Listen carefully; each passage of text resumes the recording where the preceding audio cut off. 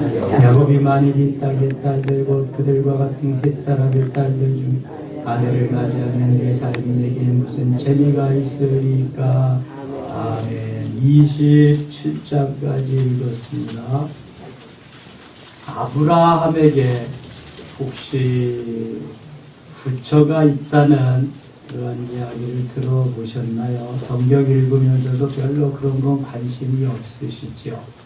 아브라함에게는 사라가 있고 또 하갈에게서 누구야? 이스마엘, 사라에게서 이삭, 그 정도 우리가 알고 있는데 25장에 보면은 아브라함이 부처를 취했다, 부처를 맞이했다. 그 이름을 그두라라 그랬다. 25장 한번 보시죠.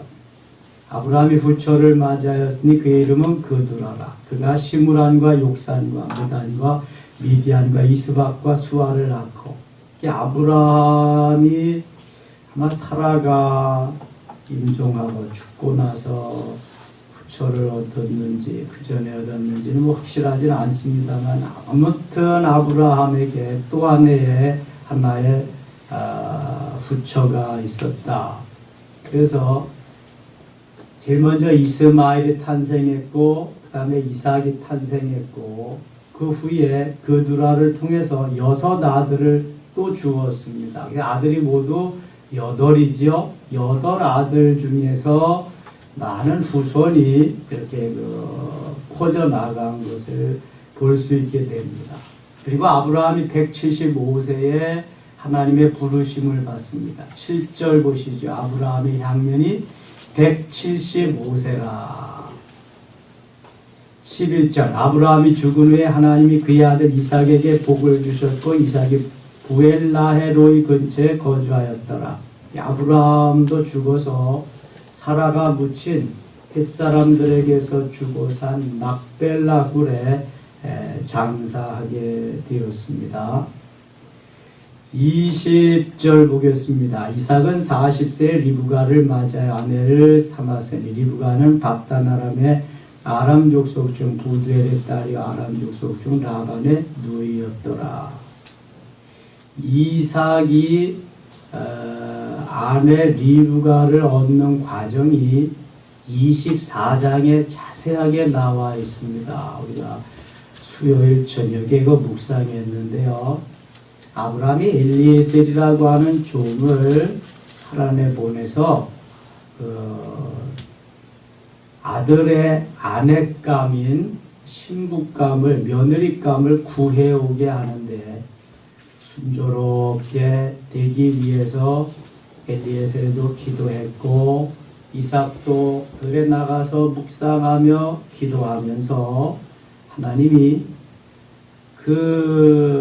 아브라함의 며느리 이삭의 아내 리브가를 아름다운 여인을 맞이할 수 있도록 해주십니다. 24장을 가서 좀 읽어보시면 되겠고요. 21절 같이 읽겠습니다. 이삭이 그의 아내가 임신하지 못함으로 그를 위하여 여호와께 간구하매 여호와께서 그의 간구를 들으셨으므로 그의 아내 리브가가 임신하였더니. 이 아브라함의 가정에 손이 귀한 것 같아요. 그렇죠? 아브라함도 75세가 되어서도 자식을 낳지 못하니까 하나님이 아브라함에게 내 후손을 많게 하리라. 하늘의 별과 같이 바다의 모래알과 같게 하리라. 그리고 또 25년이 지나서 100세에 아들 이삭을 주셨잖아요. 그거 기다리지 못해서 86세에 하갈을 통해서 이스마엘을 또 받게 됩니다. 그런데 이삭도 결혼을 해서 여기 임신하지 못하기 때문에 하나님 앞에 기도합니다. 얼마나 열심히 기도했겠어요? 그리고 기도한 지 20년이 지나서 아들을 얻게 되는데 한꺼번에 둘을 얻게 됩니다. 왜 20년이 지나냐면 26절 하반절 보세요. 리브가가 그들을 낳을 때 이삭이 60세였더라. 이삭이 결혼할 때 리브가를 취할 때 40세였거든요. 40세. 그리고 20년을 기다려서 60세의 아들을 낳았어요. 자, 20절 보면 이삭은 40세에 리브가를 맞아 아내를 삼았으니 40세에 결혼하고 26절 하반절에 이삭이 60세였더라. 아들을 낳을 때. 20년 만에 아들을 낳았는데 그 아들이 쌍둥이였습니다.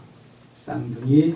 23절 같이 읽어요. 여호와께서 그에게 이르시되 두 국민이 내 태중에 있구나. 두 민족이 내 복중에서부터 나누이리라. 이 족속이 저 족속보다 강하겠고 큰 자가 어린 자를 섬기리라 하셨더라. 아멘. 하나님께서 아브라함의 가정에 복을 주시고 은혜를 주시고 하나님이 엄청난 그 축복의 가정이 되도록 인도하시는데 쉽지 않게 기도하면서 오래도록 기다리게 하셨습니다. 무려 아브라함은 25년을 기다렸고요. 이삭은 20년을 기다립니다. 하루아침에 되어지는 건 없습니다. 여러분 예수 믿고 금방 축복이 있는 것은 구원받은 축복, 그걸로 만족하셔야 됩니다. 그 이후로는 훈련하고 연단하고 인내를 통해서 만드시면서 만들어진 후에 세워진 후에 하나님이 복 주시기를 원하시는 거지. 아무것도 모를 때 막 복을 주면 복이 복인 줄 모릅니다. 여러분 자녀들에게 그냥 아버지가 벌어놓는 수산 그냥 주면은 재물이 귀한 줄 모릅니다. 훈련해서 만들어져서 제대로 될 때쯤 돼야 하나님 복을 주셔요. 그래서 영원히 잘됨 같이 범사가 잘 되고 강건하기를 원하는 순차적인 순리적인 것이 있는 것이지 그저 한꺼번에 다 주시진 않는다. 보세요. 믿음의 조상도 25년을 기다려서 그렇게 영원하는 걸 주십니다. 그 아들 이삭을 20년이 지나서야 아들을 주십니다. 쌍둥이를 주셔요. 근데 그 쌍둥이가 처음에 나올 때부터 하나님이 어떻게 내보내셨는가 하면은 동생이 아우가 큰 자가 될 것이다. 형이 동생을 섬기리라. 그렇게 말씀합니다. 하나님이 아예 이렇게 말씀하고 내보냈어요. 그러니까 되어지는 일들이 이거는 정말 아닌데 할 정도로 그렇게 일이 전개되는데 드라마는 하나님이 쓰시고 하나님이 엮어가시는 거더라고요. 여러분 다시 보세요. 23절. 여호와께서 그에게 이르시되 두 국민이 내 태중에 있구나. 두 민족이 내 복중에서부터 나누이리라. 아하, 두 국민이다. 이거 벌써 나라가 나누어질 것이다. 두 민족이 형제지만 나라가 다를 것이다. 아예 임신하고부터 하나님이 그렇게 말씀하십니다. 그러니까 에서와 야곱이 다른 민족으로 되는 거 전혀 이상할 거 없는 거고요. 에서가 야곱을 섬기고 야곱이 에서보다 더 잘 되는 거 복되는 게 전혀 이상할 거 아닙니다. 야곱이 아우지만 족장으로서는 아브라함과 이삭과 야곱을 말하지 아브라함의 하나님, 이삭의 하나님, 에서의 하나님을 말하지 않습니다. 이것이 하나님의 선택입니다. 이것이 하나님의 주권입니다. 우리는 이것을 믿어야 됩니다. 이 말도 안 된다, 내가 말도 안 된다 그래서 말이 안 되는 게 아닙니다. 성경이 말씀하시면 그게 다 말이 되는 겁니다. 내가 말 안 되는 거고 성경하고 상관없습니다, 여러분. 내 생각, 내 기분, 내 감정은 다 배제하고 성경 말씀대로 살아가는 훈련을 하셔야 돼요. 이게 믿음이라는 겁니다. 하나님이 그렇게 전개해 가시기 때문이죠. 24절 그 해산기한이 찬즉 태에 쌍둥이가 있었는데 먼저 나온 자는 붉고 전신이 털옷 같아서 이름을 에서라 하였고 후에 나온 아우는 손으로 에서의 발꿈치를 잡았으므로 그 이름을 야곱이라 하였으므로 리브가가 그들을 낳을 때 이삭이 60세였더라. 60세에 쌍둥이를 낳았습니다. 28절 이삭은 에서가 사냥한 고기를 좋아하므로 그를 사랑하고 리브가는 야곱을 사랑하였더라. 에서는 들사람 사냥하기를 좋아하고 야곱은 여자와 같이 부업일하기를 좋아했어요. 그래서 에서는 아버지 이삭 편, 야곱은 어머니 리브가 편이었습니다. 쌍둥이지만 엄마 편, 아빠 편이 달라졌단 말이죠. 33절 야곱이 이르되 오늘 내게 맹세하라. 에서가 맹세하고 장자의 명분을 야곱에게 판지라. 에서가 사냥하러 갔다가 너무 배가 고픈데 아버지가 야곱이 팥죽을 쓰고 있어서 팥죽 좀 달라고 그러니까 형의 장자권 내게 팔면은 내가 주겠다. 에서는 하나님의 축복, 하나님의 명분, 하나님의 장자권을 소중히 여기지 아니한 거로 34절 보세요. 야곱이 떡과 팥죽을 에서에게 주며 에서가 먹으며 마시고 일어나 갔으니 에서가 장자의 명분을 가볍게 여김이었더라. 이미 에서는 장자권을 이어받을, 축복권을 이어받을 그곳에서 멀어진 사람이에요. 가볍게 여기고 소중히 여기지 않는 사람은 하나님의 은혜를 베풀지 않습니다. 그래서 오늘도 사모하는 영혼들에게, 간절히 찾는 자들에게 만나주시고 은혜 베푸시고 역사하시는 하나님이십니다. 26장에 가겠습니다. 아브라함 때 첫 흉년이 들었더니 그 땅에 또 흉년이 들매 이삭이 그랄로 가서 블레셋 왕 아비멜렉에게 이르렀더니, 그랄은 블레셋입니다. 아비멜렉은 어느 나라의 왕을 통칭해서 말한다 그랬어요? 아비멜렉, 블레셋 왕을 아비멜렉이라 그러고, 애굽의 왕을 뭐라고 부른다고요? 바로라고 부른다. 여호와께서 이삭에게 나타나 이르시되 애굽으로 내려가지 말고 내가 네게 지시하는 땅에 거주하라. 지시하는 땅, 아브라함에게도 지시할 땅으로 가라. 이삭에게도 지시하는 땅으로. 아직 지시하지도 않았어요. 아브라함의 믿음이 이삭에게 오는 걸 보세요. 이 땅에 거류하던 내가 너와 함께 있어 네게 복을 주고 내가 이 모든 땅을 너와 네 자손에게 주리라. 내가 네 아버지 아브라함에게 맹세한 것을 이루어 4절 5절 같이 읽겠습니다. 네 자손을 하늘의 별과 같이 번성하게 하며 이 모든 땅을 네 자손에게 주리니 네 자손으로 말미암아 천하 만민이 복을 받으리라. 이는 아브라함이 내 말을 순종하고 내 명령과 내 계명과 내 율례와 내 법도를 지켰음이라 하시니라. 아멘. 하나님이 아브라함에게 언약하신 사건을 가지고 다시금 이삭에게 말씀하십니다. 그러니 아브라함의 하나님, 이삭의 하나님이죠. 이 이삭이 블레셋 땅에서 하나님의 복주심으로 인해서 큰 부자가 됩니다. 12절 이삭이 그 땅에서 농사하여 그때에 그 해에 100배나 얻었고 여호와께서 복을 주심으로. 100배를 얻는다고 하는 것은 이거는 뭐 말이 안 되는 거죠. 100배를 얻는다.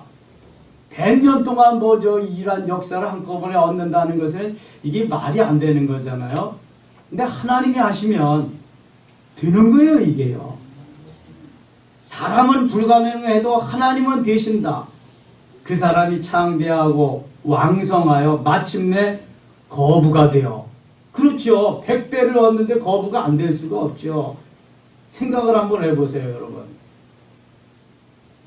똑같이 장사를 하거나 사업을 하는데 100배를 주셨다. 이거는 그냥 금방 거부되는 거죠. 양과 소가 때를 이루고 종이 심히 많음으로 블레셋 사람이 그를 시기하여. 아니 어디서 굴러온 돌이 박힌 돌을 이제 빼내게 됐어요.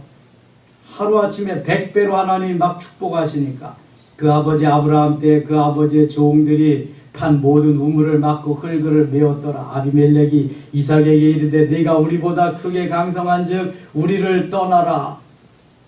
두려워졌어요. 보통 사람이 아닌 것을 왕도 알게 되었어요. 그러니까 이제 이것을 떠나라 그럽니다. 그러면서 이 이삭이 아비멜렉 블레셋 왕에게 자기 아내를 빼앗길까봐 거짓말을 합니다. 자기 누이 동생이라고. 마치 그 옛날에 아브라함이